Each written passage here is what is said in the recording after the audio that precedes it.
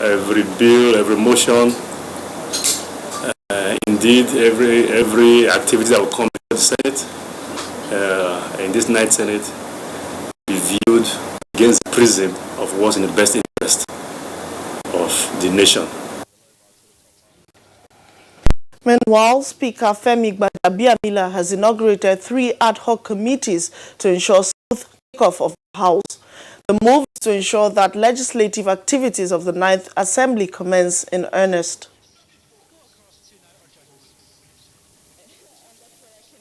We will work with you, myself and the Deputy Speaker, in terms of allocation, in terms of you have a free hand to do whatever you want to do, but we will guide as well in terms of how it's done traditionally. You take those 2 principal responsibilities very, very, very serious, and that by the 2nd of July, as we have the seats, we need to close this responsibility, this task, at least 2-3 days before resumption. And to judicial matters, the Supreme Court has fixed the 5th of July 2019 to deliver judgment on the Osun State governorship election appeal. This is sequel to the closing of arguments by counsel to both Ademola Adeleke of the PDP, the appellant, and Governor Gboyega Oyetola of the APC.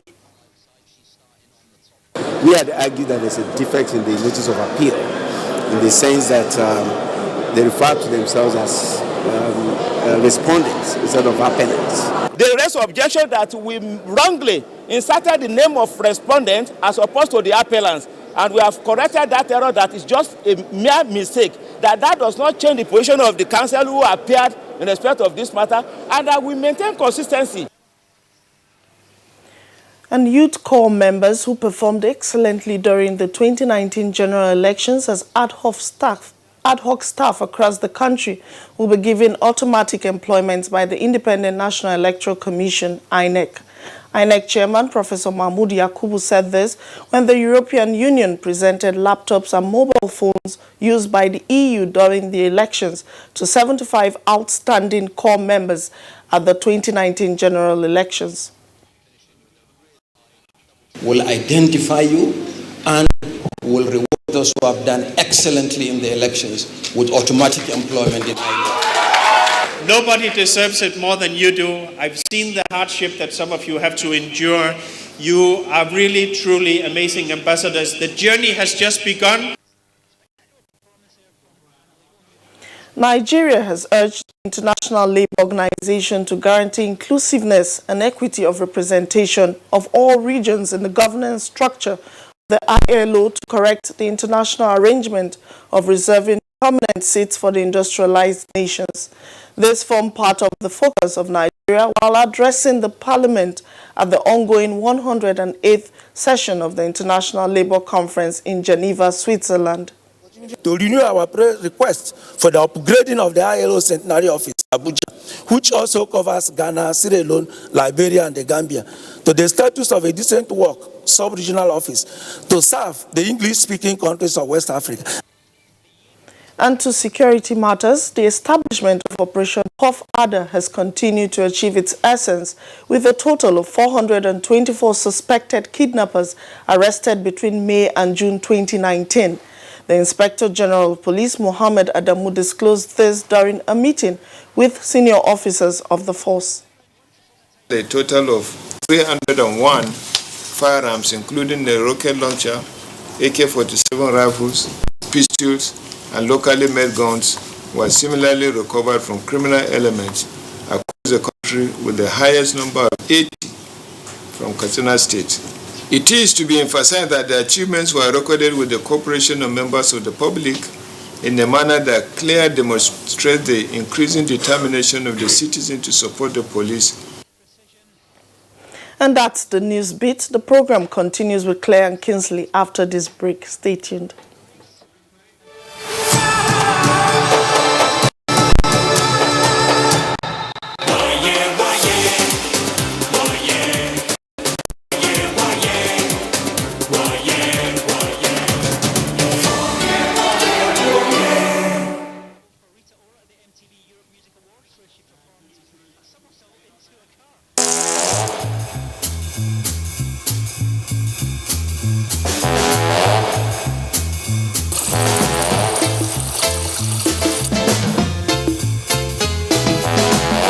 There's a smarter way to live with Airtel Binge Plan, the ideal data plan for those heavy data moments. Get a 2 GB daily binge plan for 500 Naira. Dial *141# to activate. Live smarter with data. Airtel, the smartphone network. NTA Television College Jos announces admissions into 2-year diploma programs in film and television production, television engineering, and broadcast journalism. The sale of forms will commence on the 13th of May and run through 30th July 2019. Admission forms can be obtained from all marketing offices, NTA state capital stations, zonal centers, or at the office of the academic secretary, NTA Television College, Rayfield, Jos. On payment of a non-refundable fee of 7,500 Naira in bank draft in favor of NTA TV College. Applicants can also obtain the forms through the NTA TV College portal at www.ntatvc.edu.nj. Applicants are required to possess 5 credits in GCE or SSCE in relevant areas of study in not more than 2 sittings, including English and mathematics. All properly completed forms attached with photocopies of credentials must be submitted on or before 30th July 2019. For further inquiries, please visit our website at ntatvc.com or call 0803 3144 383. NTA TV College, training you to be the best you want to be. Registrar Announcer. Sensitivity is a short, sharp pain that people experience when they have something hot or cold, and it's that little jolt that you feel is the hot or the cold getting to the nerve of the tooth, causing that discomfort. If the sensitivity is left alone, it may get worse. Dentists recommend Sensodyne. It's able to get inside the tooth and calm the nerve of the tooth down. It has years of research behind it. It works. Relieve tooth sensitivity with Sensodyne Daily Care 40 milligrams for just 350 Naira only. Enjoy the best of African football as NTA, Africa's largest television network and hotspots, Nigeria's foremost sports production and marketing company, bring you all 52 matches of the Africa Cup of Nations, Egypt 2019 live from June 21 to July 19, 2019. Yes, all 52 games will hit your screens in crystal clear digital quality. It's your guarantee of a memorable viewing experience and a wonderful effective opportunity for corporate Nigeria to reach tens of millions of Nigerians. For sponsorship and commercial support, contact Abubakar on 0803-331-0175 and Felix on 0803-308-2375. Hot Sports, masters of the game. NTA, you can't beat the reach.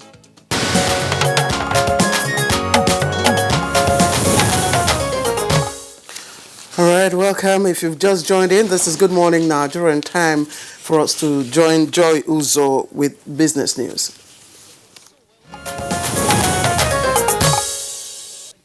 Latest data from the National Bureau of Statistics indicates that headline inflation increased by 11.4% year-on-year in May 2019, 0.03% higher than April 2019 rates. On month-on-month basis, the headline index increased by 1.11% in May 2019. This is 0.17% rate higher than the rate recorded in April 2019.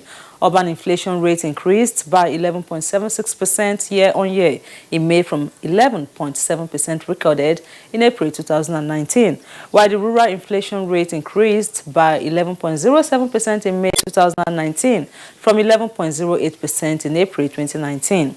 The composite food index rose by 13.79% in May 2019 compared to 13.70% in April 2019. This rise in the food index was caused by increases in prices of meat, oils and fats, bread and cereals, potatoes, yam and other tubers, fish, milk, cheese and egg, and vegetables. Here is experts' opinion on the index. Normally, any increase in inflation, especially when it is above single digits, should create cause for concern.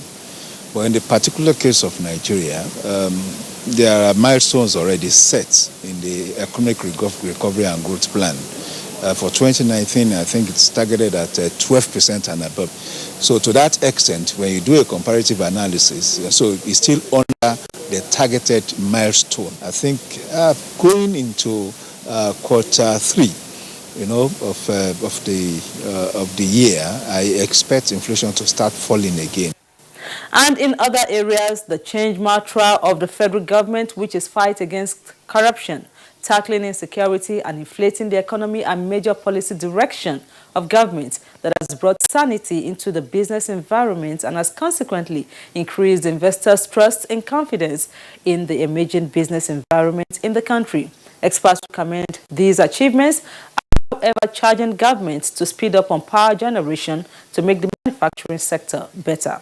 Unless you produce your own power. Now, if you produce your own power, the cost of that power must go into your product. And that means your product becomes less competitive. Most of our young people who have decided to go into manufacturing, as a matter of fact, would not be able to continue if there are no sufficient power in Nigeria. I know that the government has invested in power at the moment, and I know also that as soon as those power plants are concluded, the power or energy situation is going to improve greatly in Nigeria. And after stocks, bearish trend continues on the equity market, with the Nigerian Stock Exchange or Share Index depreciating by minus 0.37% to close at 29,936.33 basis points. Next is a graphic representation of the closing figures.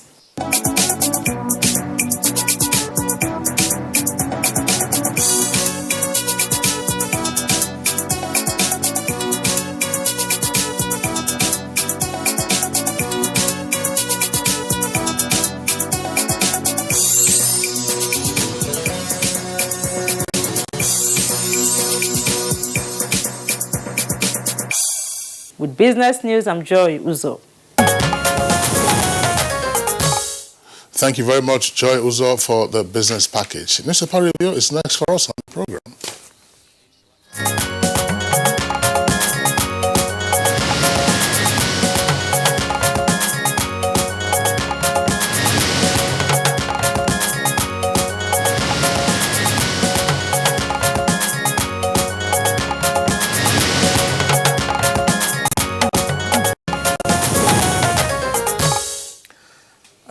Time for us to introduce our guest reviewer. That's, of course, a newspaper reviewer, I beg your pardon, I'm just so excited because you came in here fuming because of yesterday's match. Yes, I mean, I was flabbergasted.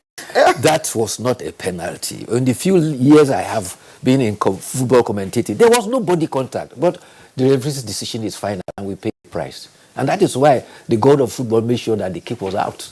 Anyway, good morning, Claire. Good morning, Kinsley. Good morning, Nigeria.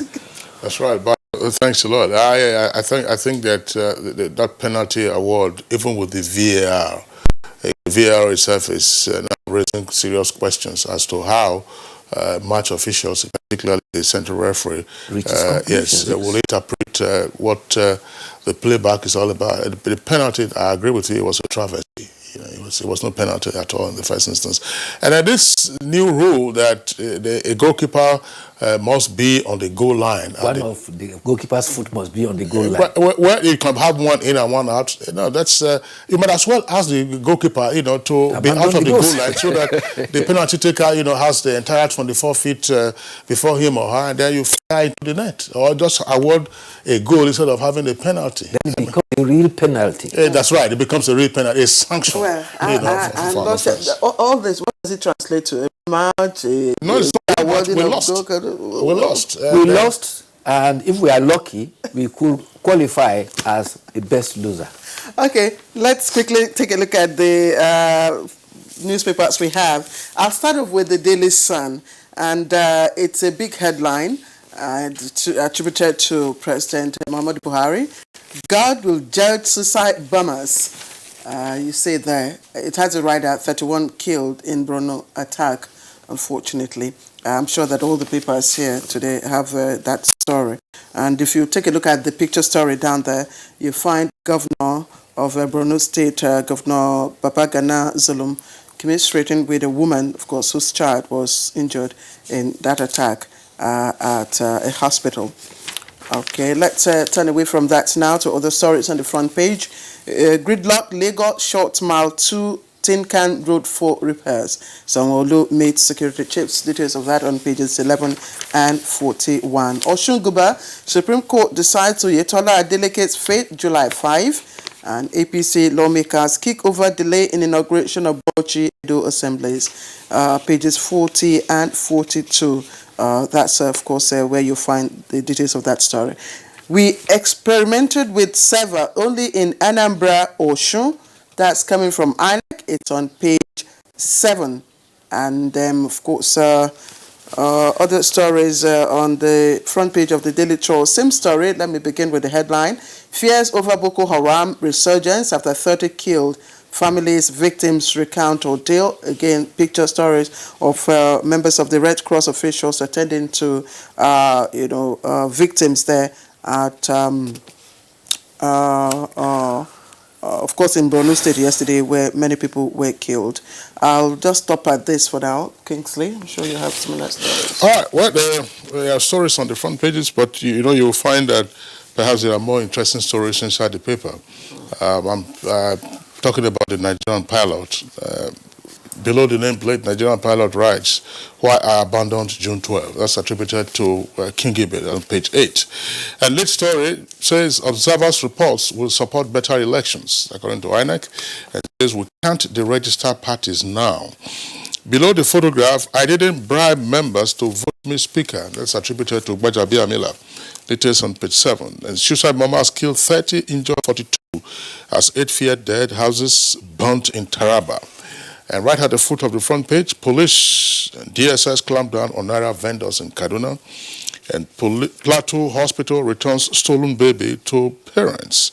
Page 9. And 9th Senate will prioritize welfare of Nigerians. And that's according to Omo Agege, it's Deputy Senate President. Details on page 9. As I said, there are more interesting stories for me inside the pages of the Nigerian pilot. I don't know whether Claire will have those stories also on our front page. There's a story that's been trending on the social media since yesterday, and it's reported right inside the paper. Well, I'm a bit clumsy getting this out now, but just hold on a second, Bayo. Maybe I'll just get the story so you can take them accordingly.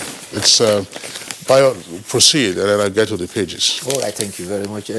Well, the 3 suicide bombers detonated at a viewing center at Mandarari in Konduga local government of Borno State. This has brought to the fore element of suicide bombing that has been checked most seriously. This time, 2 female and 1 male suicide bomber detonated their improvised explosive devices. Victims include a mobile policeman, and 30 persons were also said to have been injured. There is need to be very vigilant. Today, African Cup of Nations is about to commence, and Nigerians that are enthusiastic at watching football will be gathering at viewing centers. And therefore, particularly in the area of the northeast and the northwest, where banditry and insurgency has been on the upsurge, there should be extra vigilance. And don't forget that the insurgents make soft targets, motor parks, and areas where people are gathered in large quantity. One area of concern is also reported in the papers. Robbers disguising as taxi operators are attacking commuters, robbing them, and forcefully throwing them out of the vehicle. Notoriously known as One Chance, a victim boarded a vehicle at Iju Junction and was dropped at Kadu and was left with a bloody eye. A few minutes later, he got alert on his phone, 75,000 and 15,000 have been withdrawn from his account. He reported to a live camp police station, and the DCO, District Crime Officer, asked him, "What do you want us to do?" Daily Trust report also that this has been happening. At least 20 of such incidents have happened in the last 6 months. In April, there were 9 such incidents, and it has also given a detail of one of that incident. A lady boarded a taxi. This time, there were only 2 persons in the One Chance. What they usually do is that they occupy all the seats and leave only one place, and just one chance, and because you are in a hurry, you get into it and you are trapped among robbers. But this time, there were only 2 of them. They robbed the lady of her bag, her money, and cell phone, and pushed her out on a rolling vehicle. The paper also listed the locations it has described as hot spots in Abuja. These include Wuse Market, where young men use knives to snatch bags. Kado Roundabout, Bolingo Junction, Cinema Bulls District, Central Business District. Other areas are Dantata, Banes Junction, Berger Roundabout, and AYA. The FCT Police Command has set up what they call a squad to tackle one chance. Of recent, 3 of such persons have been arrested, and they are given useful information about this.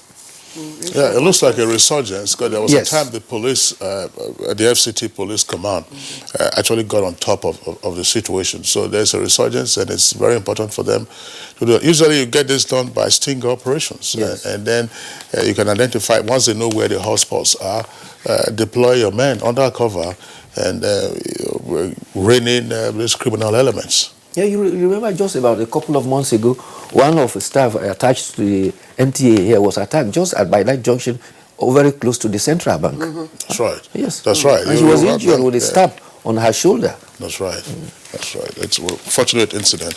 I was talking about this story from the Nigerian Pilot. It's at page 7. It says federal government condemns destruction of vehicles at London's Nigerian embassy. That will be Nigerian High Commission, by the way. It says the federal government has condemned the attitude of a 32-year-old Nigerian who destroyed several vehicles at the Nigerian mission in London, describing it as despicable and condemnable. Now, the gentleman, I'm sure you're familiar with the story. He had gone to retrieve his passport from the mission, but they told him that the time for collecting passports, was up till 1 p.m. I think he got there at about 2 p.m. But he insisted, and then they asked him for a slip to show that indeed, he had his passport and was due to collect it. He had no slip on him. And then, of course, they declined to process his request. But in his anger and fury, he decided to then vandalize some vehicles that were on the premises of the Nigerian mission. Some of those vehicles, of course, belong to not only the Nigerian mission, but to other persons. So you should be charged for vandalism. Vandalism is a crime. Absolutely. You can't take laws into your hands. Are you sure it wasn't premeditated? I mean, you know the time of collecting your passports and all that. You went late. Anyway, one of those things that needs to be addressed. But let's quickly take a look at other stories quickly before we round off this segment. Daily Trust, just below the nameplate. Court admits 7 exhibits against Babachir, rejects 10. And Egypt's ousted President Morsi dies during trial. And, of course, we have the story in our early morning news. INEC to reward corps members with automatic jobs. That, of course, corps members who served as ad hoc staff and who performed very well, excellently, according to INEC. So they are to be rewarded with automatic job opportunities. And just a little, some of the stories trending on the down page. Rano Emir queries 4 district heads, page 4. ICPC to track constituency projects in 12 states, page 11. And FG evaluates 250 firms for 178 gas flaring points. Okay, Kingsley, that's it for me. Editorial. Editorial. Bayo, let's see, have some stories to discuss immediately. Yes, except that talking about INEC, I wanted to add that the INEC has indicated that recommendations from observer missions will help its administrative initiatives, particularly, and most of the recommendations will be applied in November 16th election in Kogi and Bayelsa State. However, it has also indicated that those orders that are beyond it, it will also follow up with those whose mandate it is to ensure that those recommendations are adhered to improve the electoral system. All right, the editorial this morning that we are taking is from the Nigerian Tribune, and it's on the Police Mobile App Initiative.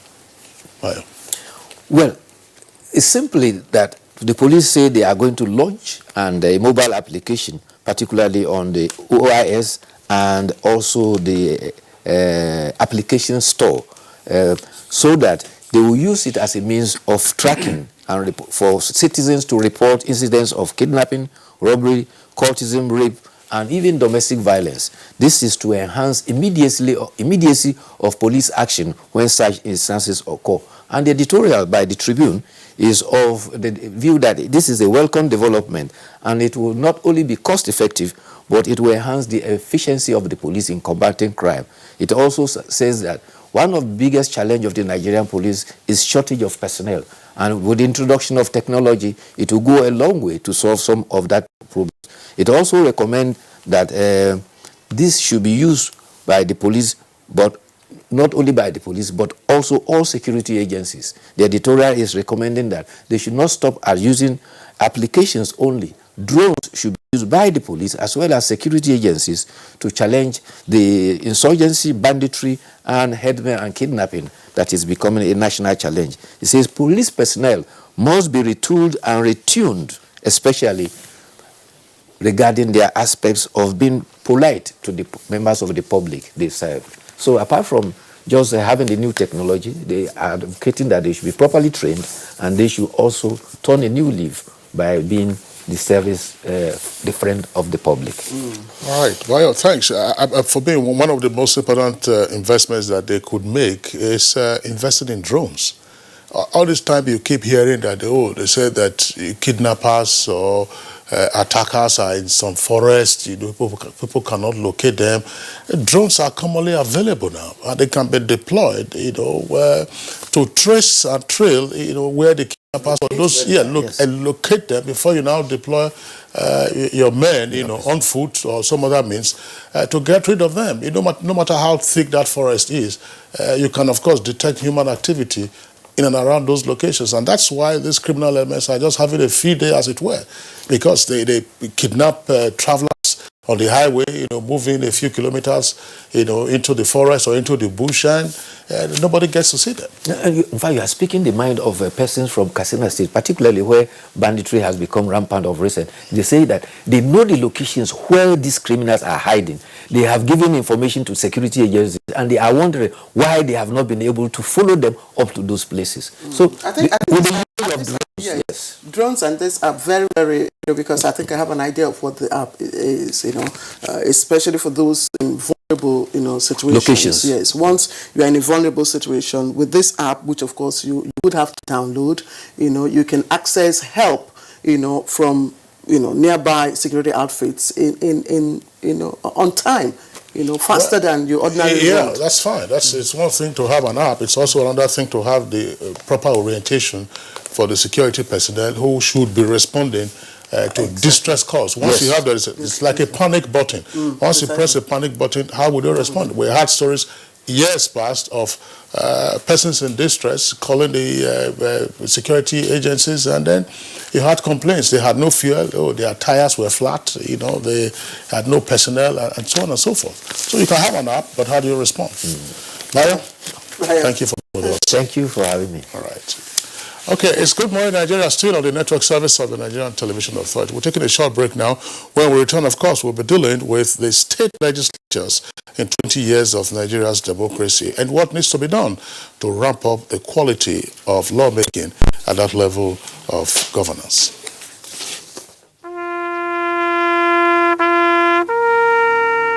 They are there at the crack of dawn. They are there busy preparing while we rise for our day. They are there silently, guarding, waiting, listening, and watching. They are there ready in the sky above and the waters below, in the blistering heat of the day, in the dead of night, willing, indefatigable, determined in the defense of the sovereignty of our country. They are our first line of defense and our last. They who have paid the ultimate price in defending us. They are fathers and uncles. They are mothers and sisters and girlfriends and boyfriends. They are brothers and cousins and best friends and neighbors. They are classmates, colleagues, and citizens of this nation. They are our defenders and deserve our respect, our prayers, our thoughts. Nigeria, please support our armed forces. Are you aware that your perfect family may be under threat by germs? Germs can cause infectious diseases like diarrhea, typhoid, and flu. These infectious diseases are amongst the biggest killers of adults and children. In Nigeria, tens of thousands of children under the age of 5 have died due to diarrhea caused by germs, which could easily have been prevented. These illness-causing germs are everywhere. Dirty surfaces, on cuts and wounds, on your clothes, in unclean bathing water. To protect your family from germs, use the power of Dettol's 1 capful. for surface cleaning, for first aid, for your laundry, in your bathing water, and to protect your family from up to 100 illness-causing germs. Be Dettol sure. One football confederation, 24 teams, 6 stadiums, 4 cities, 504 African stars, 1 trophy. The Africa Cup of Nations Egypt 2019 comes alive from June 21 with the showpiece final on July 19, 2019. Watch the 52 matches of the tournament live on Africa's biggest and largest television network, NTA, in partnership with Hotsports.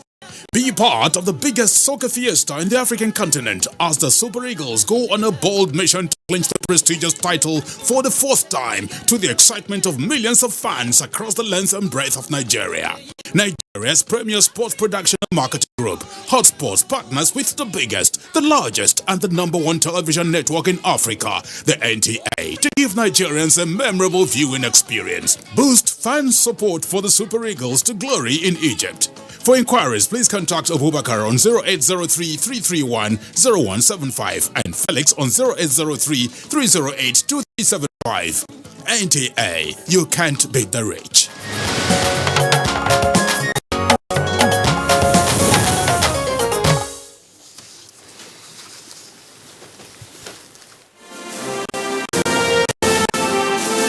Advertising your goods and services on the right channel gives you an edge over your competitors. NTA News 24 has all the platforms for your target audience. The station is on DSTV channel 419, GoTV channel 46, StarTimes channel 101, and Free TV channel 703. With our digital format and wide range, we can reach your customers in next to no time. We are eager to promote your business, goods, and services.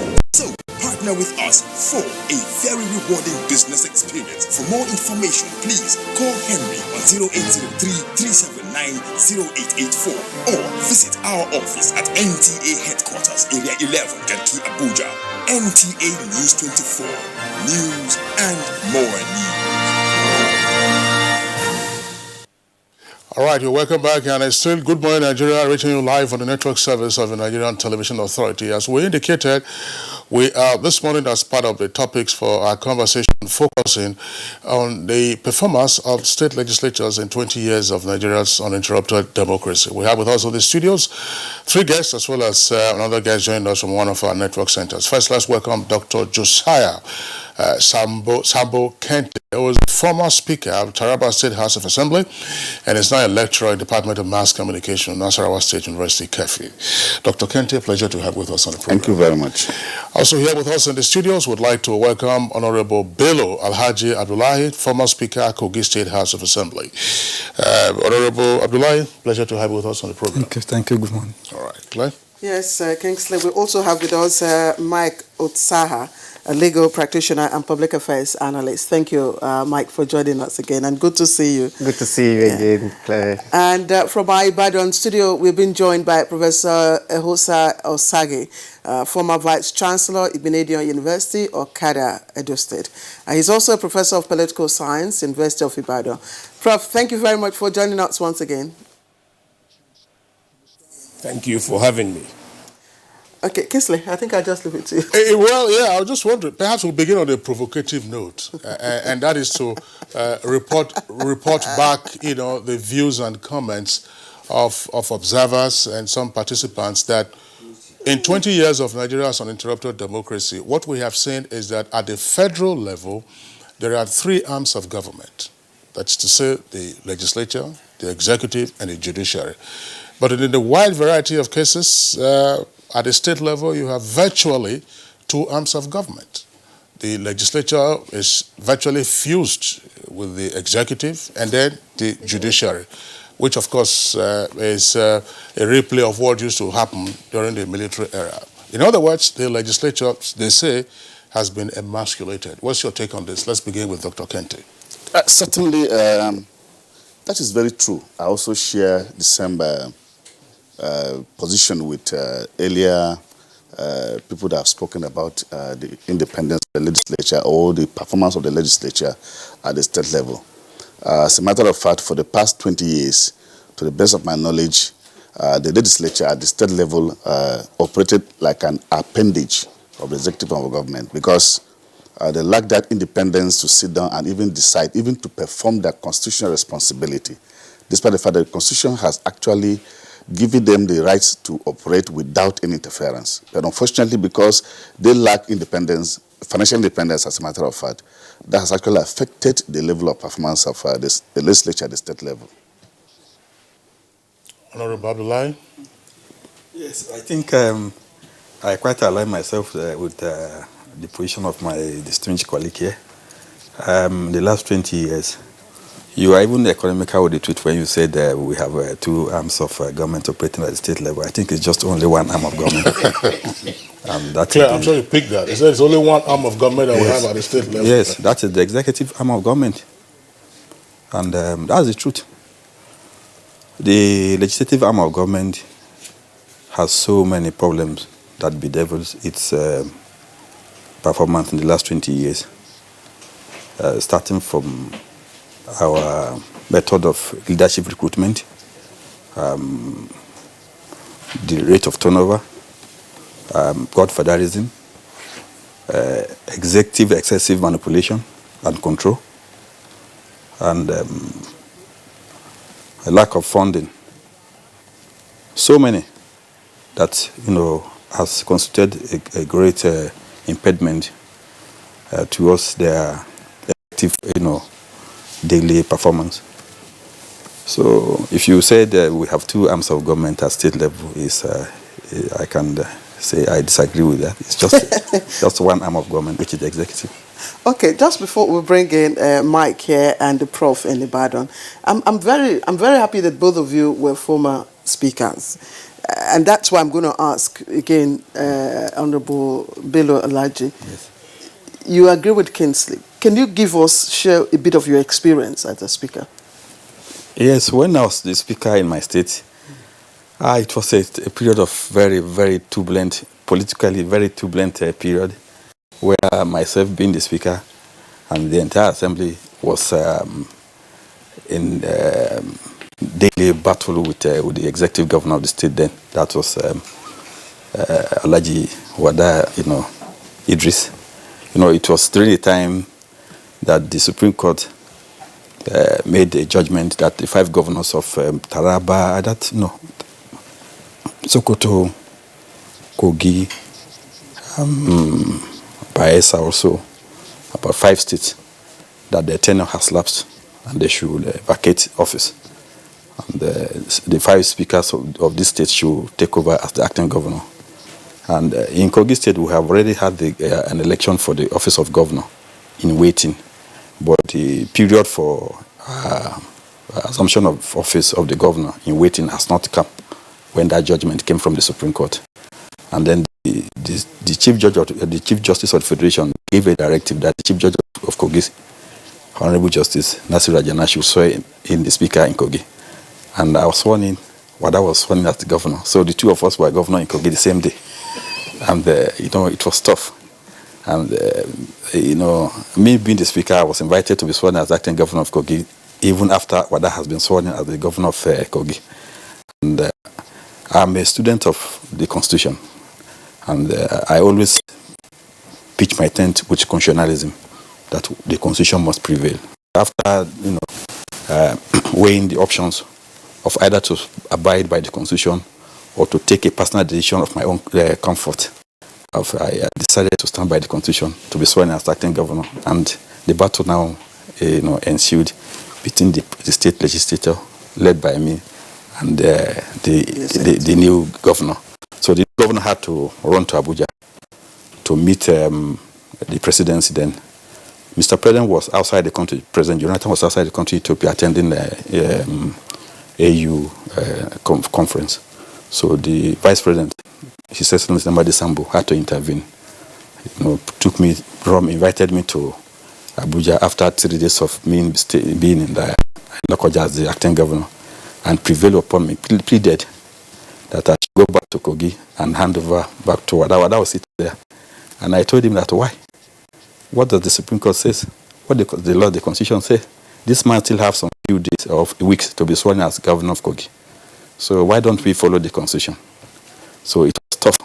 Okay, so did it scale down to, checking, carrying out oversights on, making laws for good governance and all that? Yes, of course. During my time as the speaker, even before the man I took over from a very distinguished, character, Right Honorable Olafemi, Clarence Olafemi, whom I learned and took over from. During his time, once I was just a member in the assembly, and our various committees were on oversight, and that oversight effectively assisted the then governor, the governor that hand over to that is Alhaji Ibrahim Idris. He gave us the opportunity of oversight, and the beauty of oversight is that when you go on oversight, when the committees of the assembly go on oversight, it was then the governor who will be able to have a clear picture of his performance. The committees will go, ask questions, look at the records, and try as much as possible to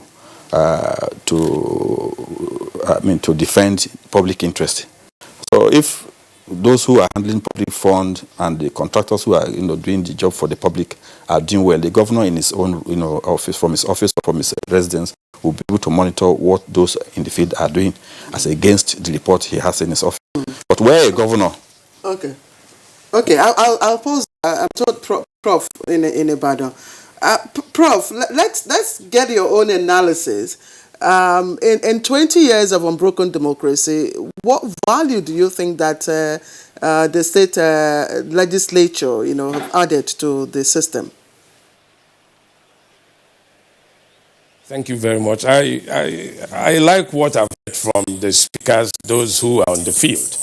But let me be upfront and say that, we must be very careful not to take for effectiveness adversarial relationships.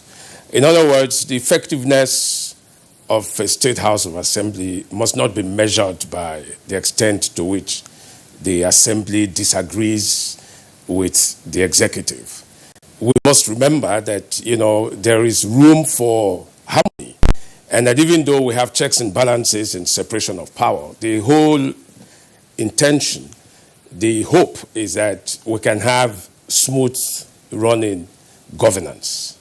But having said that, I should also say, that we must never forget, that all of this is subsumed within a federal structure, which is what we run in this country.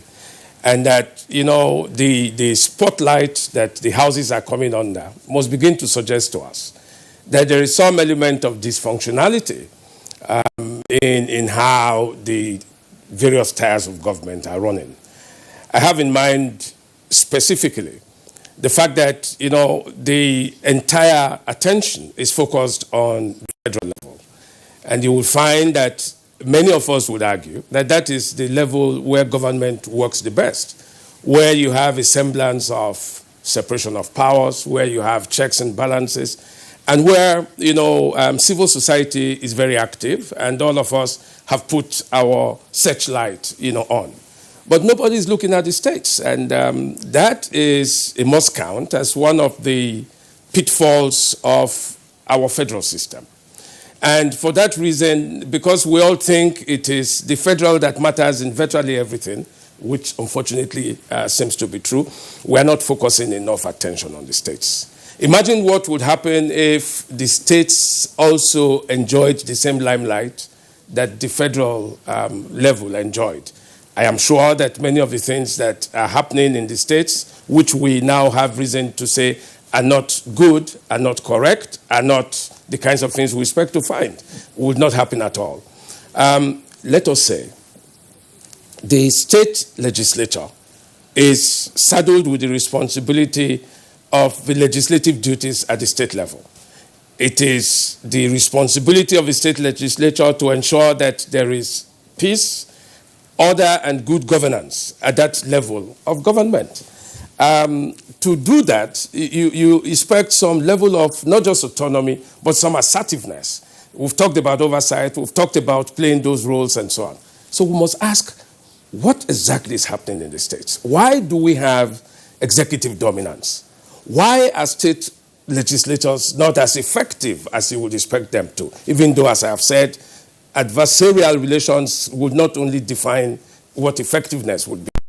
And I think that, when we begin to look at them, point by point, we would see that first and foremost, it is in the states that you have fiefdoms that are controlled and monopolized by state governments. And because the state governors are so powerful, they control not just government, but also the political parties, and virtually everything is under state governor control. And for that reason, you find that the legislators are at best an appendage, of the executive, and that is the tragedy. So we want people in the states in all of these 20 years who would look back and say, where are we? What have we done? Why have we performed so woefully?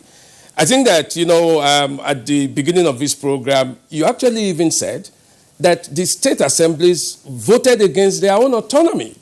I mean, it tells you, that the state governors have become so powerful, that the guys can hardly even think on their own. Now, that has to be a serious problem. Okay? All right. Professor Erosa Osaga, thank you very much there for your opening salvo. We'll return to you in the course of the conversation. Let's bring in Michael Saha, of course, who's a lawyer and regular guest on Good Morning Nigeria.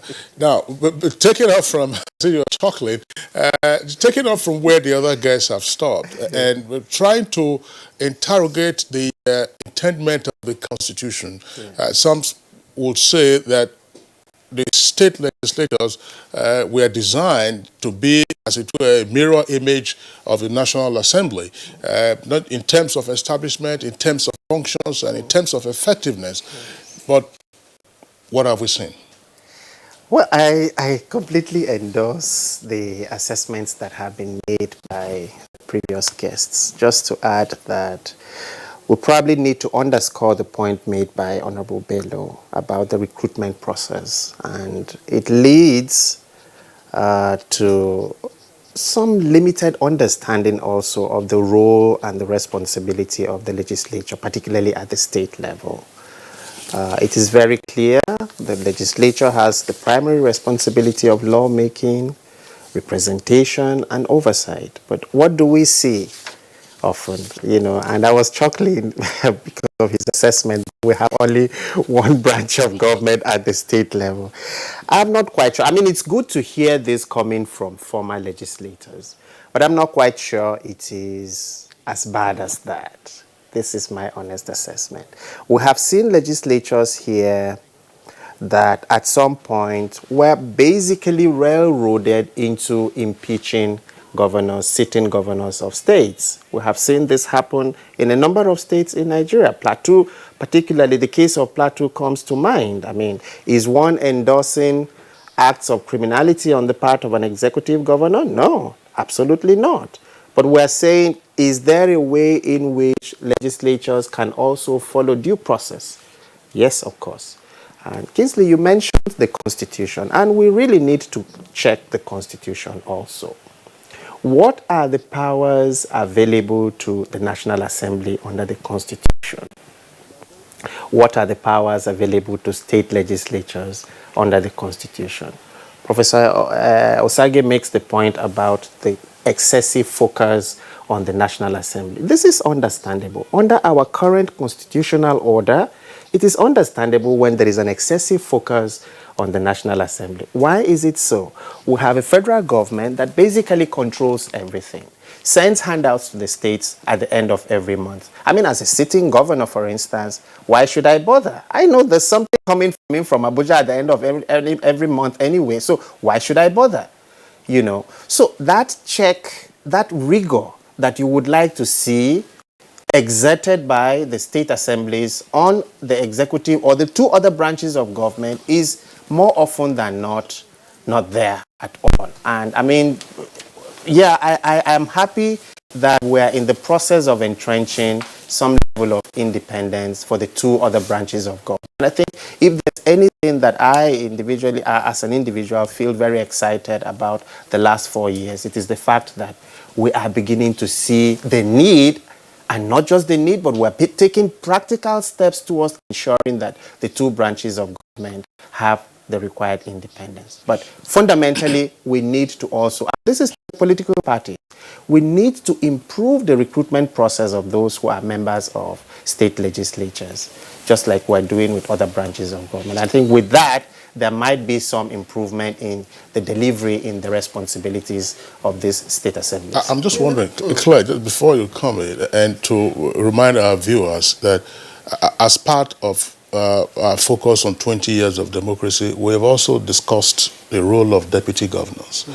And we had 2 former deputy governors, and listening to their experience, as deputy governors and the experiences of their colleagues, in a sense, there was some humiliation that they endured as deputy governors, which is another challenge that we have seen. Perhaps, Claire, I would like, Dr. Kente to give us his own experience as speaker. I mean, was it just a titular thing, or it was effective?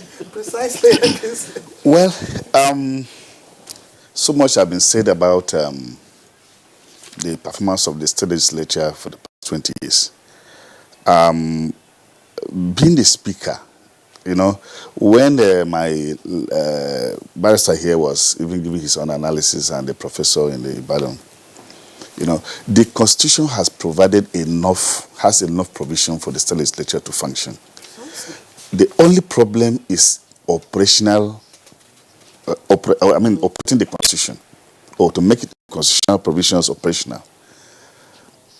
You see, the state legislature within the past 20 years, honestly speaking, because of the lack, I said earlier on, because of the lack of financial independence, has made it an appendage of the executive.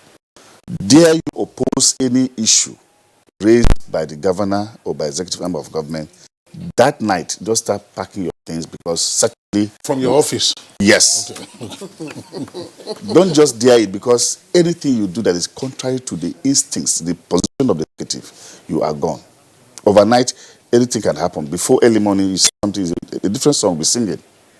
So, a little experience, fortunately myself, when I was the speaker, it was the most turbulent period that Taraba State actually was passing through. After the crash of the late governor, a lot of political problems were down, a lot of interests were coming into play, and I tried to kind of put most of these interests together. Was a very serious task. But luckily, the person I served under was a sort of a liberal person. I had every opportunity to function to some level. I wouldn't say complete independence per se, but to some extent, we were able to work in harmony with the executive arm of government. And at the end of the day, it was not easy.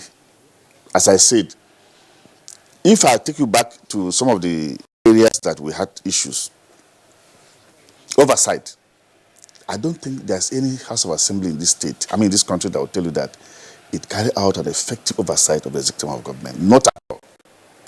Even if you dare try it, because unfortunately, most of the states, I still repeat, most of the states, the governors operate, in fact, they operate within their own instinct. Operations are done, the budget is signed into law, but none of them, in fact, they don't even follow the budget. The governor will just wake up this day and look at my friend, the also can say, "You are a very nice man, let me go and do something in your community." That is it, outside the budget. They don't, in fact, at a point in time, like in my state, I served between 2007 and 2015.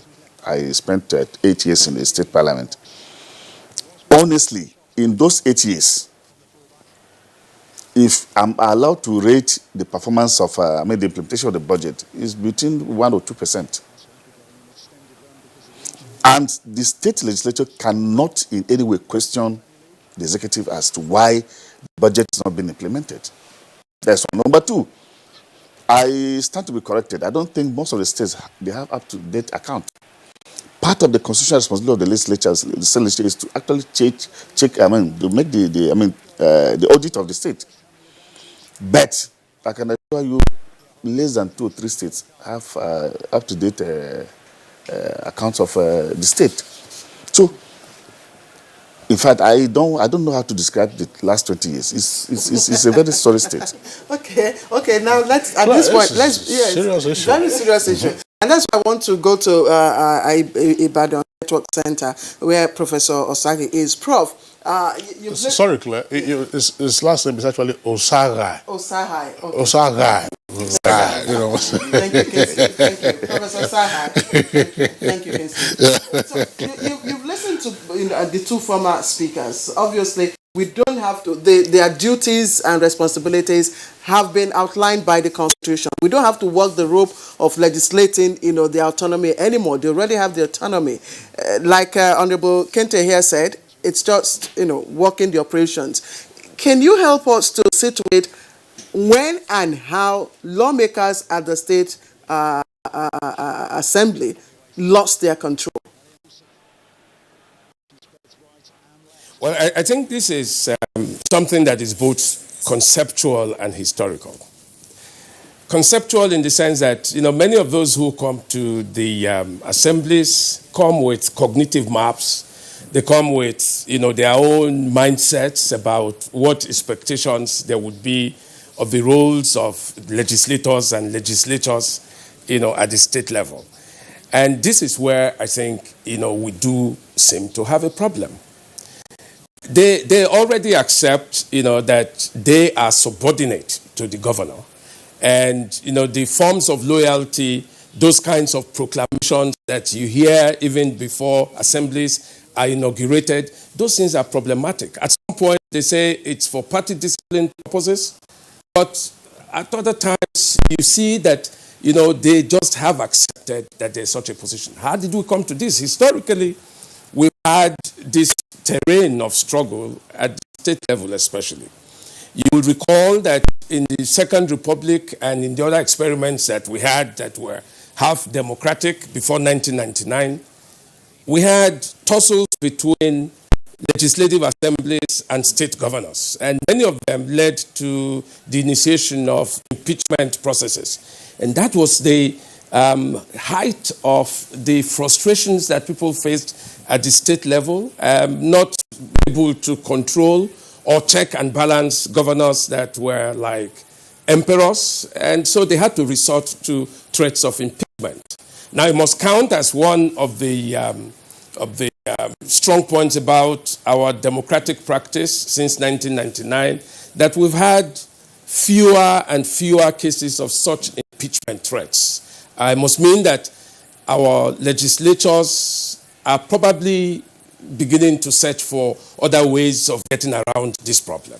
Now, but this is what I think. I think I agree first with all those who say our recruitment process has to be looked at, but we don't have any control over that. I think that, the political parties themselves must come first to an understanding that if you are not effective in the states, you cannot be effective at the federal level. What the barrister said is only partially true. It is true that, the federal government controls everything. The exclusive list that you have in the Constitution summarizes it all. But still, there are concurrent issues. There are major issues, and if you think of it, the greatest terrains of operation for governance in Nigeria remain the states. How do we say this? Nearly 54% of public expenditure on public goods belong to the states. All the security issues, the major infrastructural deficits, all of those problems exist in the states. Now, I think that the legislature in the state has to sit up to its responsibility.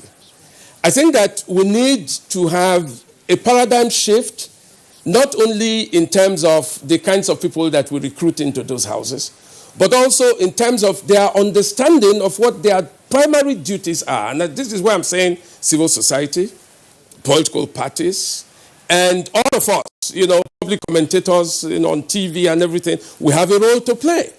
We must ensure that these legislators do understand their duties and are strongly equipped to do them. We talk autonomy, we talk independence. Now, once you have autonomy and you have independence and you're not able to use it, what does that mean? Some would even say, or they don't have financial autonomy, and that for that reason, this is, but how many state governments, in how many states have we found, legislators, for instance, doing their proper jobs of oversight? Not oversight going to visit parastatals and so on, but even in the approval or endorsement of nominees for positions in the states. I'm happy the barrister or somebody talked about the office of the Auditor General, for instance.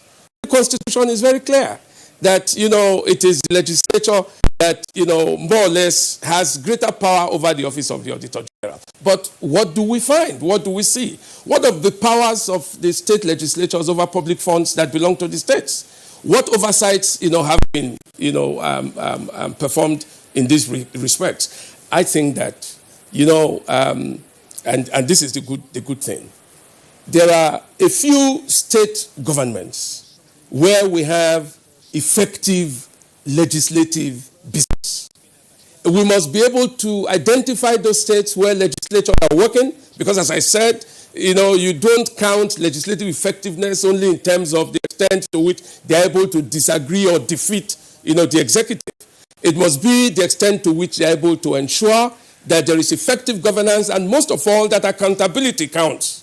Accountability is the big issue. I think that the beginning point for accountability has to be our legislative assemblies. We must hold our governors to account, and that begins with, the legislative assemblies. I think that's where we should begin to place our focus on. I would like Honorable Bello Alaji to also respond here. Yes, because you have been, you've had hands-on on that level. So could you tell us, he ticked off recruitment process and understanding of the responsibilities of lawmaking. But for you, what is the major fault line? Yes, I thank the distinguished professor from Ibadan Center. You see, when I spoke about the issue of recruitment process, let me simplify it. The judicial arm of government in this country, to be called to the bench, you need to be trained up to university level, law school, declared as proper and fit, and have a minimum of 10 years practice to qualify to be called to the bench as a judge, who is then effectively form the judicial arm of governance. In the legislative arm of government, it is not so, or in the executive arm of government, it's not so. The Constitution just provided that SAT or its equivalent, and that is where things, went wrong in this country. What it means is that if I happen to be an O-level attempt and I got elected as a member of the State Assembly where I served, and this distinguished professor, who is renowned professor of political science, and is equally elected from his own constituency by his own people, and we found ourselves in the same hall as legislators, we become mates instantly. O-level failure or O-level attempt with a professor, they now become honorable members of the assembly. The level of understanding of the professor, from my own understanding, will be different. And many of the legislators who are not that well informed in terms of training are more in number than those that has experience. So it becomes a very huge problem trying to drag those doesn't even know why they're in the assembly to follow the Constitution, to even understand what the Constitution is saying. This is one aspect of the entire problem. It is not to say that it's all the states' House of Assembly that has this problem. I was privileged to sit and witness the Lagos State House of Assembly, and I was quite impressed with what is going on in Lagos as at 2012. And Lagos has continued to be the last hope, the remaining hope of the model of democratic practice in Nigeria at state level. When you talk of the issue of their judiciary reforms, when you talk of their legislative performance and even the executive arm of government, it is not so in other states. So these are quite part of the problem that we have. We need to address this issue of recruitment process. as long as we lower the standard of point of entry into the legislative and the executive arm of government in this country, we will continue to have these issues of problem being discussed or witnessed. But the question is it that the governors who are elected, some of them are not trained? They are trained. These governors are trained. Currently, we have governors that are senior lawyers, in which in their state they don't operate the constitution. They don't allow the constitution to operate. That is the truth. When a senior lawyer has become a governor of a state and he doesn't allow the legislative arm of government to perform according to the constitution, then do we now say that such a governor is not trained? He's trained. He knows what he's doing. Or where a governor is a senior lawyer and the local government council election are not conducted within 12 months or within 24 months of his being in government, do we say that such governor is not properly trained? He's fit and proper by virtue of having gone through the law school. So how do you explain this conduct, this imperial majesty that we have, in most of the states? You see, we have two, mindsets of people who assume, who seek election in this country. One, those who seek election for personal, or just for self, and those who seek election for public good. As long as most of our people who got elected either into the legislative arm of government or to the executive, chooses the option of self-aggrandizement, will continue to have problem of this nature. But where issue of public good predominantly, is allowed to prevail, you will now see a semblance of effective constitutionalism, effective working of the constitution, and the executive become the performance is high, and the legislative arm of course will do their job according to the constitution. But most of our people today who are elected into the legislative arm of government or into the executive arm of government are in office just for self, not for public good. Honorable Bello, thank you very much. Let's just before Usaha comes in again, still on the issue of recruitment and therefore performance. Dr. Kente, Honorable Abdullahi has looked at it from the point of qualification, entry qualification. And then he also talks about what is obviously, the equalizer that comes when Professor Osaga and some other person else who, according to him, probably is O-level attempt, or what you used to call G4 in those days, or S75, when they are in the same chamber, everybody, you have only one vote. How challenging is it when you are inside a chamber and you find this almost bewildering disparity in terms of background, in terms of qualification and experience with other persons who have just the same powers and rights as you do? Well, I subscribe totally to the position of my right honorable speaker and that of the professor. As a matter of fact, I want to say, from my own experience, when I was in the parliament, there are members or the legislators at the state level that from the day of the inauguration to the day the session will close, they have nothing to say during sittings. I'm being very, very frank. The recruitment process, I totally align with their position. Is a very serious problem. That is where we start having the challenges. There are some state legislators that I can assure you that in 2 years, they hardly even visit their constituencies. That is part of the problem. The turnover, they talk about the turnover almost every session, every year. I mean, at the end of 4 years, every tenure, you find the turnover on the very, very high side. Most of the members that are brought in as new members, as a matter of fact, some of them, just as we were talking about their qualification, they need to read the Constitution very well and to know their responsibilities. I can assure you, some of them from day one to the last day, they cannot even open a page of the Constitution to even know why they are there. Some are there, I don't know whether the thing is for business or just to represent an interest. Honorable, Very honorable. They feel very, moving like tortoise, thinking you have everything. Meanwhile, if you go to their functions, what they're supposed to do, they don't even know anything. They don't know what they're supposed to do. Even at the National Assembly here, we still see people that come, they're like, I don't want to say bench warmers. They only come to sit there from beginning to the end of the session, and they go back home.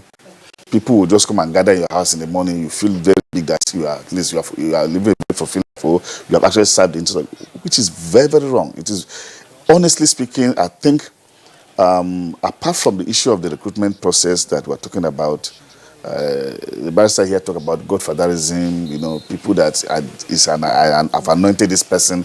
In some cases, it's a sort of a rotational matter from this clan to this clan, or from this village to this village. Not minding even the implication of who you are sending to represent you. You understand? So it's a very serious problem. And, you know, until we are able to kind of address this issue, that's when will happen. I'm happy that the National Institute for Legislative and Democratic Studies is coming up with an association. They call it Parliamentary Management Institute of Nigeria, where the essence is to train parliamentary staff, so that even some of these legislators that come, like the raw ones that are coming without any background, without any idea of legislation, at least if you have a legislative aid that knows the rudiments of legislative processes, be able to put you through or to help you, guide you in some of the things you do. And once that is to come on board, I want to believe that it will, to some extent, even assist in the kind of molding some of these raw legislators that find their way in one way or other to the parliament. Okay, let me bring Mike Kingsley. Mike, you know, we just read in our news this morning of, moves by, the Ninth Assembly, and the executive, to ensure cordial working relationship. And we also learnt about what happened between the 8th Assembly and the executive. At the national level, we talk about, executive and legislature, rancor and all that. We rarely hear of that at the state level. That's one. And then, secondly, you also hear about bills, private bills, other bills at the National Assembly. What you get passed, what you see passed at the state level, I stand to be corrected. Executive bills brought in by the executives, and the lawmakers just, pass it within a twinkle of an eye. Including the budget appropriation, within the matter of hours, first, second, third reading. Precisely. So, beyond this issue of recruitment, is there any other form of autonomy that they require to enable them, sit up? Well, we're in the process of getting autonomy for the two branches of government. The process has been operationalized, I would say. But beyond that, Honorable Kente mentions the role that aides can play. But complementary to that, we must also speak about institutions that are necessary within the legislature as an institution. Take, for instance, the budget office. Do you have, even within the National Assembly, do you have a budget office for the National Assembly that helps members of the National Assembly understand what the budget is? It's a complex document, Claire. And it's not one... The 8th Assembly already established that. Okay. Yes, at the National Assembly. Okay, great. That, yes. But do you have at the state level? I doubt. So when Honorable Bello talks about a school SAT holder and you place before him a bulky budget document and you expect him to understand and probably hold members of the executive to account, it becomes an issue. So we need institutions that will help members of the legislature make sense of some of the bills or some of the issues that come before them. The next one is about appointments. You find a governor places before the State Assembly a list of 13 persons that are supposed to be appointed commissioners. You find very funny Mickey Mouse questions that are asked the nominees and all of that. The rigor that one would expect, in the first place, there's this talk about if you are, apart from the office of the Attorney General, I doubt whether any other person is indicated as, well, I'm going to appoint this person as Commissioner for Finance or Commissioner for Education or Commissioner for this. We must have that in place also, so that the legislator is then in a position to say, well, from your antecedents, I'm not quite sure this person will be able to discharge this responsibility. You appoint a lawyer, for instance, as a Commissioner for Education, or you appoint a classroom teacher as Commissioner for Agriculture. What do you expect? But this is where we would then expect members of the legislature to bring some level of rigor. So I would recommend very strongly, by the way, that we have institutions within the institution of the legislature that will help members of the legislature, particularly those that Honorable Kente says are ready and willing to discharge their responsibilities, to have a good sense of what is expected of them. There are some complex issues that will require the assistance of experts, and you must have these experts at the disposal of members of the legislature. All right, Mike, thanks a lot. Let's return to Professor Osaga at our Ibadan Network Center. Professor Osaga, there are at least two issues on the table, but I still would like us to return to recruitment process in a sense, and also the role of the political parties, because in all of this, political parties, of course, are the main framework or the platform for getting into offices, whether as governor or whether as a lawmaker. What can the parties on their own do, bearing in mind the dismal performance that we have seen at the subnational level? It appears that the parties themselves are just askance, while the rot is deepening with regard to legislative performance at that level. That's one. Let me just take that one so that I don't complicate the issues. Thank you, Kingsley. I forgot to thank you for correctly pronouncing my name the other time. Thank you very much. Now we know. The point, and let me just get back to recruitment. And this is, I don't want to leave this program, getting accused that, I was part of a whole motion without progress. And let me put it this way. In this country, there are many things that we do that become very limiting in the possibilities and opportunities that are available to us. Look at recruitment. We say qualifications are the things that are essential, forgetting that the whole essence of the legislature is representation. Now, we're talking about the very limited arena of executive-legislative relations. But yet, the core of the responsibilities of any legislative assembly is representation. Now, this is where and what we should address. Only a short while ago, somebody talked about constituencies and visits and so on. The Constitution provides, for instance, that we should have qualifications for those who would be elected. But these are only to be seen as necessary but not sufficient conditions. And that's the point about it. So the Constitution also goes ahead to authorize state assemblies to carry on the business of legislation in the languages that they may choose, languages that are widely spoken in the states. And I'm just wondering if any state assembly has availed itself of this opportunity.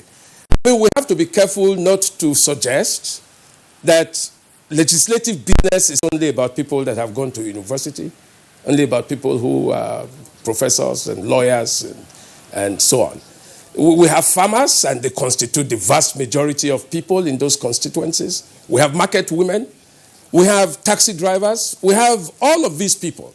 They haven't said they are abdicating their rights to representation.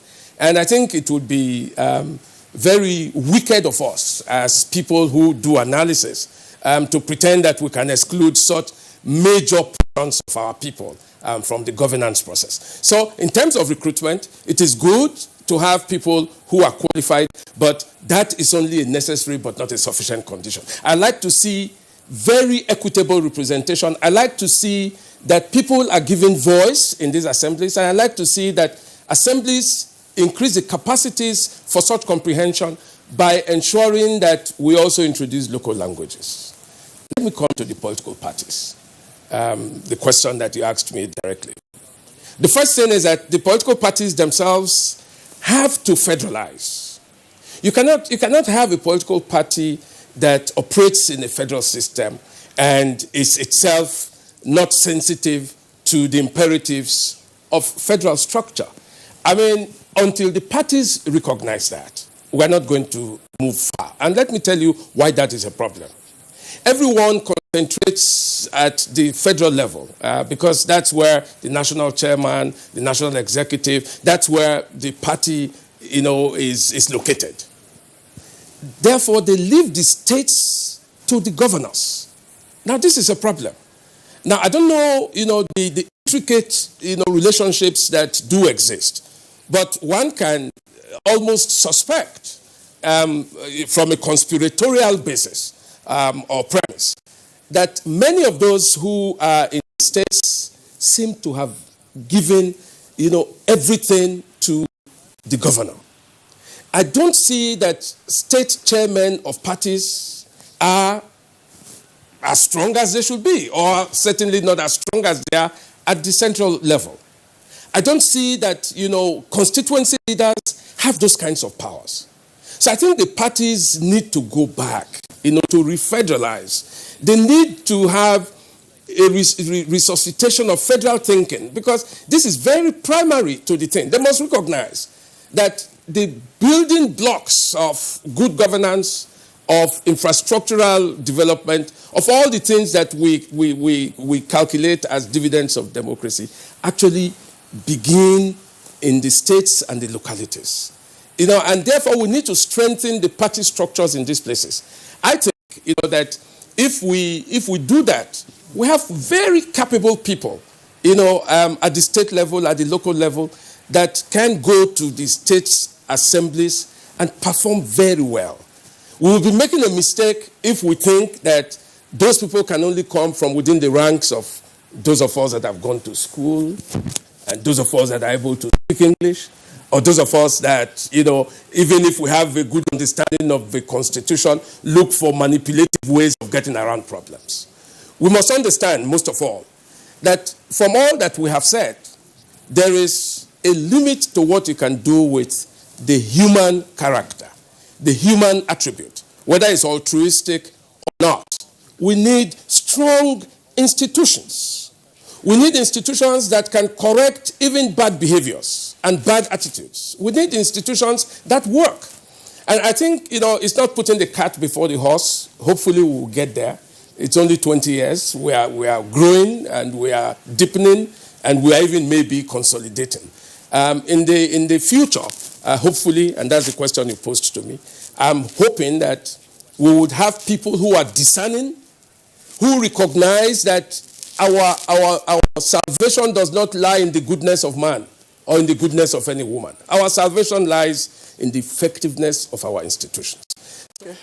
All right, Professor Ewosa Osaga, thank you very much there for your points. Claire, we have a second topic for discussion, which is on the EU election observation report. But this issue of state legislators probably looks potentially interesting for a second part. There are a number of points to further raise, and we also have a number of tweets that we have received.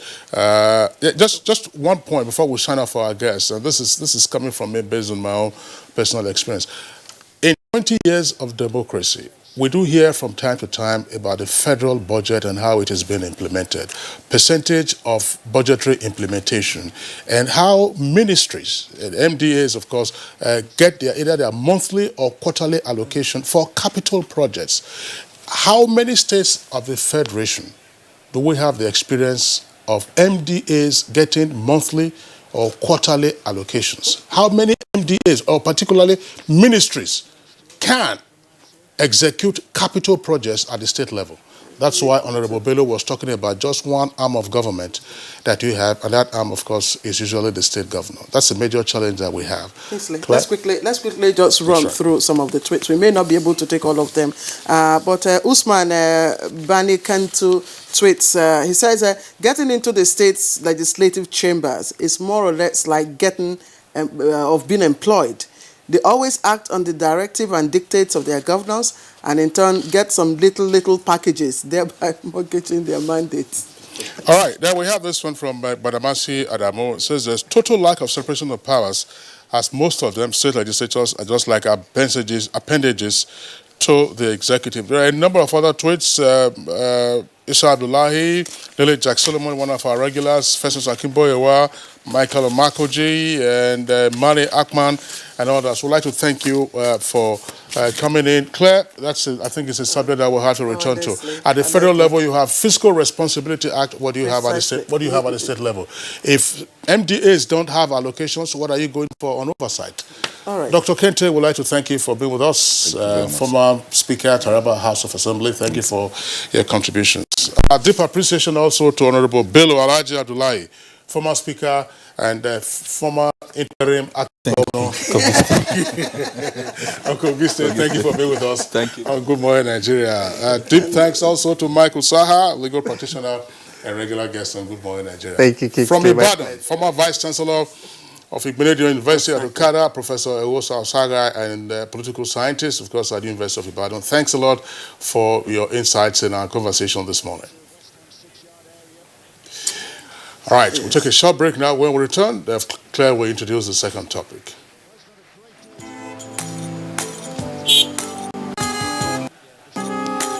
Move now! The red light won't kill you! Move now! To they disobey traffic law, they cause accidents. Me, I don't talk, say, I no go dey do am again. Because change begins with me. Cross the other side of the road. I will no longer endanger my life crossing the express. Instead, I will use the bridge. Because change begins with me. Oga driver, stop this bus now, won't come down. I be one carry me fast where they go. Make I dey stop anyhow for road, they cause traffic wahala and accidents. So I go dey stop for the right bus stop because change begins with me. Change begins with me. This message is brought to you by the National Orientation Agency in conjunction with the Federal Ministry of Information and Culture. One Football Confederation, 24 teams, stadiums, 4 cities, 504 African stars, 1 trophy. The Africa Cup of Nations Egypt 2019 comes alive from June 21 with the showpiece final on July 19, 2019. Watch the 52 matches of the tournament live on Africa's biggest and largest television network, NTA, in partnership with Hotsports. Be part of the biggest soccer fiesta in the African continent as the Super Eagles go on a bold mission to clinch the prestigious title for the 4th time to the excitement of millions of fans across the length and breadth of Nigeria. For inquiries, please contact Abubakar on 0803-331-0175 and Felix on 0803-308-2375. NTA, you can't beat the rich.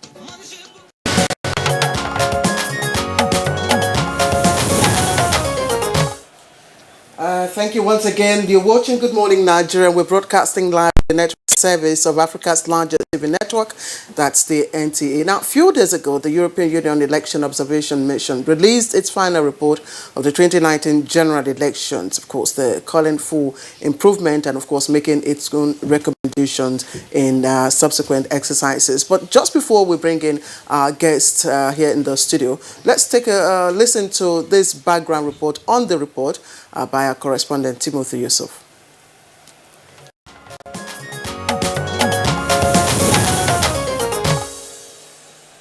The European Union Election Observation Mission says INEC has significantly improved in its electoral process, but some of the systemic relapse seen in the 2019 general elections and the relatively low levels of voter participation demands electoral reform.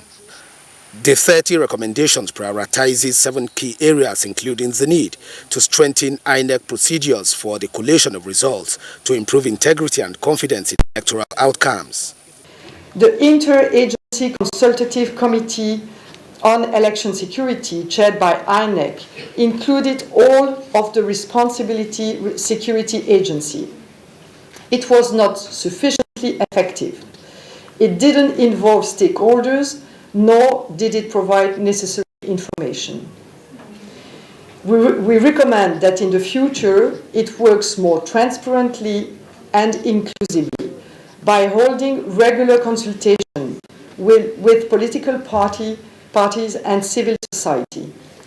There are aspects of the report that we think are vague and are not definitive enough. For instance, if they say the result collation process is not transparent enough, I expect them to be very clear as to what they expect to happen over and above or beyond what we have in the Electoral Act presently.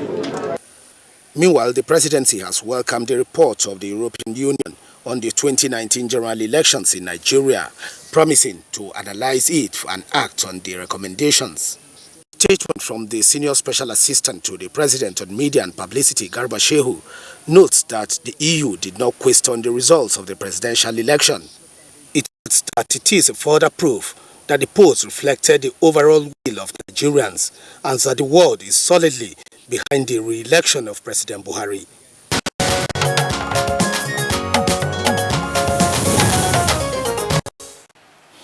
And about Deputy Chief Observer, EU Election Observation Mission joins us in the studio. Thank you very much for joining us. And just quickly, is this report an outright condemnation of the system? No, that's not what we say in the report.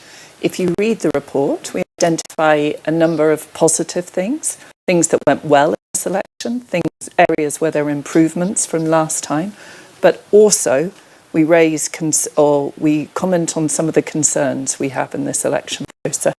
And as you can see, there were a number of them to do with many different aspects of the election. So we identify the positives. There are a lot of areas for improvement, and it's important that we look at those in detail because those are the things that need to change. All right, from your report, what went right with the 2019 elections? So some of the good things that we saw are, first of all, that there was constitutional change before the election, when the age for candidacy was lowered so that more people could run as a candidate. We also saw that it was a very competitive election, as we all know, that people were able to campaign to get their voices heard, and importantly also that civil society played a very strong role. It was very impressive how they were advocating for reform, also how they were providing electoral information on what was happening, and they were part of the accountability in the process. And overall, we think they played a very important role and they did a good job of this, and that's something to really continue in the future. In your observations, did the outcome of the elections reflect the will of the people? This is a question we get asked a lot. And as we said in our press conference at the weekend, this wasn't just one election for a start. As we know, there were many elections taking place. Our job is to look at the process, not the outcome. So we look at how the process happens, what was good and what was difficult and problematic in the process. And of course, it's up to Nigerian people and institutions to work out acceptance of the result. It would be speculation for us to go any further. But that would have been a definitive conclusion of whether or not the observations have impacted the outcome of the election. So, as I say, what we can do is provide the information that we have from our observers on the ground, our analysis of the situation. So we highlight where, as I say, where we see things going well and where we see that there are problems. The extent of those problems and the impact of those problems are often difficult to calculate, but they all matter, especially in a close election. In an election, it's a very close outcome or a small margin of lead, which is why we think all of these things should be addressed before future elections, because particularly if there is a close election in the future for the presidential race or any other race, each of these problematic areas is something that can be contested and challenged and cause controversy and disruption. So that's why we're really urging that people look at the report, look at the recommendations that we're making, also that other observers are making, and importantly, start the process of looking at how to do reform, how to prevent these problems happening again, how to stop them. What were the shortcomings? So we listed a number of shortcomings in the report over many different areas. Our first sentence in the report refers to the fact that there were serious problems with the operational aspect of this election and with transparency in the process, particularly around the results collation process. These are fundamental aspects of any election. We also note, of course, that there were electoral security problems and that there was a low turnout. Now, turnouts can, of course, vary, but nobody wants a low turnout. It's a much stronger mandate, of course, when more people have gone to the polls. So this sums up some of the main areas of concern that we have, but there are a number of others listed. For example, the position the media was in for covering the election, with some harassment of journalists and media outlets. Also, the way that some of the state media favoured incumbents, federal or at state level, favouring governors. Also, civil society at times being obstructed in their work. So putting these things together, plus a number of other elements involved in any election, such as campaign finance, for example, really shows that there's a need for fundamental reform. The way forward, we think, is for some sort of national debate and national dialogue on these matters, on all these different elements. An election isn't just about the ballots in the box on election day, it's about all the different components that build up to that and happen afterwards. There were reactions to part of your report with regard to the transparency and the collation of results. What is it that your report has in those areas? So what we saw was that there needed to be more robust procedures around the collation of results. So how the results from different polling units are added up and put together to give the total. There needs to be really strong procedures for that, so it's very clear what information is coming from where and people can see it add up. So that was one critical thing. Another critical area is having more transparency in that, so that it's really obvious where the total numbers have come from and people can cross-check. They can go back and look at the polling unit results easily and see how those add up to the total. So for us, we've made in total 30 recommendations. 7 of those are what we call priority ones, and 2 of those relate to the collation process, where we think there needs to be, as I say, more robust procedures and greater transparency requirements. Okay, now from the details we got from your report, you deployed about 90, 70, 20 observers in that area to monitor or observe the elections conducted in over 120,000 polling units. We understand, and in terms of to be objective, to have an objective report, would you say you had an extensive coverage of the elections? So Nigeria is a big country with so many people in polling units. We're never going to be in all of them. And we really look to citizen observation, to Nigerian groups, to have a much bigger coverage around the country. That's not the strength that we have. We have smaller numbers, but our numbers were distributed around the country. So we saw a sample. It's not fully representative, but it helps us understand the systemic issues. So it's through those observations, as I say, spread around the country, that we could see where things were going well and where there needs to be improvement. But as I say, we also look to the citizen observers here in Nigeria for that more comprehensive coverage. What did you find with regard to campaign finance, and what are your recommendations thereon? So with campaign finance, this has been an enduring issue here in Nigeria, I would say. And what we saw is that there are some gaps in the legal framework, particularly in regards to consistency of limits for how much can be spent by parties and candidates, and also a lack of reporting requirements, again, having them consistently from parties and candidates, and then having that information checked and made public, so having enforcement of these. So again, what we think needs to happen is a review of the legislation so that it's tighter, it's more, there aren't the gaps, and to have much more transparency about it so citizens can see what money is going in where and how it's being spent. So it's clearly one of the areas that we think needs addressing. All right, just before we introduce our guest here, Abdurrahman Abu Hamisu, I'd just like to quickly ask you about the issue about women representation, because it's been a long debate. As we speak, women are in the process of trying to get that. What's your recommendation? This is something we're very passionate about, and it's one of our priority recommendations. I think, like many of us here, it's a real shame that Nigeria, such a powerful, important country on the continent, has the lowest level of women in parliament of any country in Africa. And this election again saw a decline, again, including after the last election, to an even lower rate of women in parliament. That's not good for democracy, of course. So what we've recommended is, and again, this is a priority recommendation, is that there be a legislative requirement for parties to have a minimum proportion of women running as Deliberate candidates. legislative report. Yes, in the past we haven't made a recommendation for a legislative requirement, but we, as I say, instead of seeing a positive change happen, actually the number of women running and being elected has declined. So that's why, again, we think there needs to be national debate around it. But in our opinion, the strongest way to achieve this is to make it a legislative requirement for parties.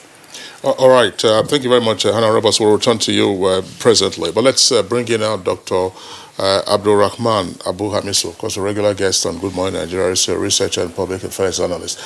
Dr. Hamisu, the report of the EU Election Observation Mission has been in the public domain for a few days now, and you have also, with us here, the Deputy Chief, who's spoken to aspects of it. In your opinion, what's playing out? Does the report, mirror what we observed? You were one of our analysts in the course of the elections.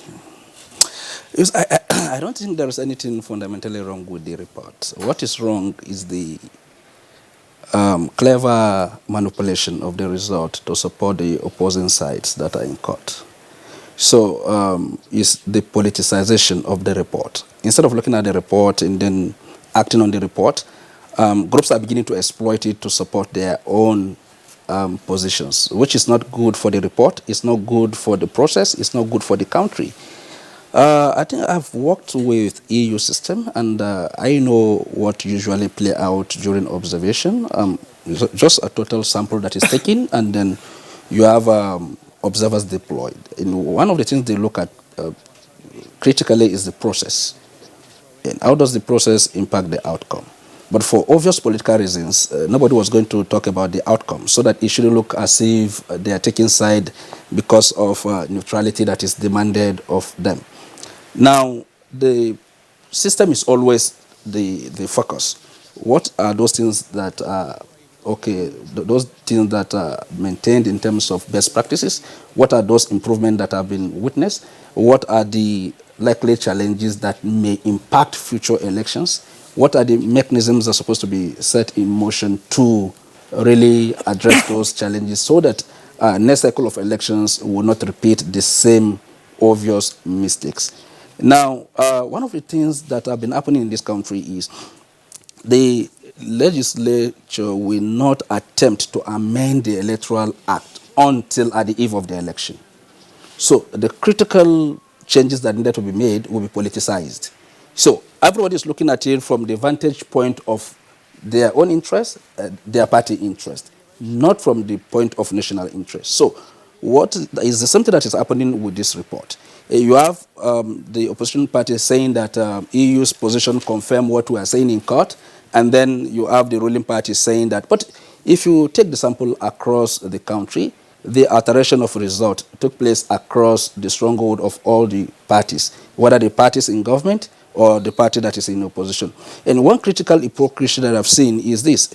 Once elections are cancelled in my opposition's domain and it favors me, it means the election is good. And I'll gladly accept it.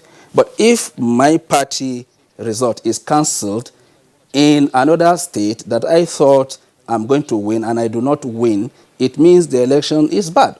So we should have the courage. If you think cancellation is bad, we should accept that cancellation is bad. If it is cancelled and awarded to me, I should have the courage to reject it. So that if it is awarded to my opponent, I will reject it. Okay, Dr. Hamisu, let me ask you. You've again told us, of course, EU's focus is on systemic issues. Yes. And we all know what those issues are. Yes. And I mean, it's a recurrent thing. Yeah. So what should be the attitude? What should be our attitude? I mean, regardless of what political parties do, yes, what should be the attitudes of the institutions towards this report? You see, the attitude is supposed to be that of solving problems. A set of problems have been identified. How do we work together as a people, as a party, as a nation, collectively to better the process so that whatever outcome that is coming from this particular process is acceptable to all parties? You know, like the introduction of the card reader did not even start in 2015. It started way before 2015. And we already know that the devil is always at the level of accreditation as well as collation of results.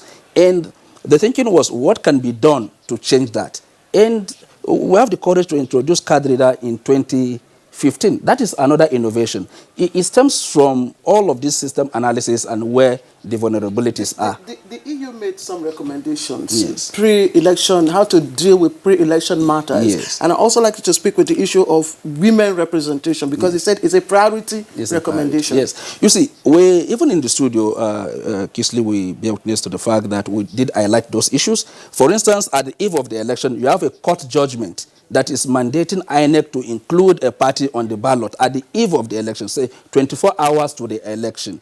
And that very particular issue was a pre-election matter. So what we're saying is we needed to do a lot. There are issues that needed to be dealt with at the level of pre-election, as well as election and post-election. So you cannot have pre-election matters dovetailing into election matters. That was going to destabilize the process. So holistically, we need to review the process. We need to eschew our own personal interest now, so that we can have an inclusive process that will produce outcome that is acceptable to us. Issue of women. You see, except we're going to make a provision in this country to say that, say, 20% of seats are reserved for women, so that in such a situation, the party or whoever is that will be saddled with that responsibility will enforce it. But if we say we should leave it to contest as it is in Nigeria, considering what it takes to win election in this country, is going to be a very difficult The EU task. is recommending deliberate legislation. Yes. So, because at the moment, I think Nigeria is doing less than 6%. Yes. Very, lowest. I think I support that position, because what has happened previously is that we have a lot of women in the parliament. But with the passage of time, we realize that these numbers are decreasing. Men are beginning to fill this position that women were hitherto voted to occupy in the parliament. So if you're talking about democracy, it's about inclusion. Men cannot speak to women issues. Women understand their own issues and they're supposed to canvass for those issues. We've tried the process of saying, okay, it should be competitive competition. Okay, the process should be competitive. Everybody should go and canvass for vote. And then we now realize that, okay, women are beginning to be marginalized in terms of inclusion in the parliament to contribute to legislations that favor women and then talks to issues of women. So since that has not worked, what we need to do is a smart innovation to say, okay, a deliberate number of women should be or percentage should be allocated to women, and so that we don't lose that very particular angle to it, or where you have women chased out of parliament and then only men will be talking on the issues of development in this country. You'd be amazed at the thinking of men in this regard. Well, no, Claire, let's get on to the closing thoughts now. On the eve of the election, there was a postponement. What does your report say about robust systems management? For us, that was very concerning, as I think it was for all Nigerians. We think that put an undue burden on voters. It's not good. It puts people off going to the polls. It makes life difficult for everybody, for the parties and the candidates. Therefore, INEC really needs to rework its organisational systems and operational arrangements to prevent that ever happening again. All right, Hannah Roberts, Deputy Chief Observer, EU Election Observation Mission. Thank you very much for joining us. And Dr. Abdulrahman Abu Hamisu, Researcher and Public Affairs Analyst. As always, we're glad to have you with us. Thank you very much. My pleasure. All right, and that's Good Morning Nigeria for today. We thank you for watching. Join us again, same time tomorrow for another edition. I am Claire Adelabu Abdul Razak. Bye-bye. And I'm Kingsley Osadolo, wishing you a wonderful day ahead.